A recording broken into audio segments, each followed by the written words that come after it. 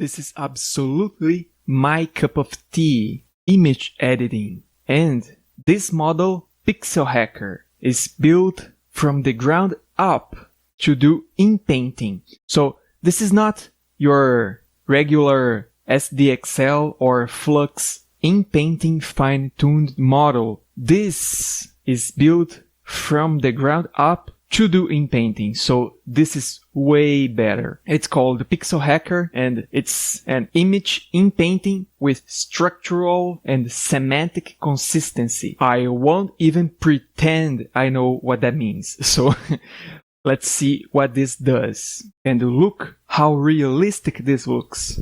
Look how it preserved the fences. This is a very difficult scene to do inpainting. And look this one.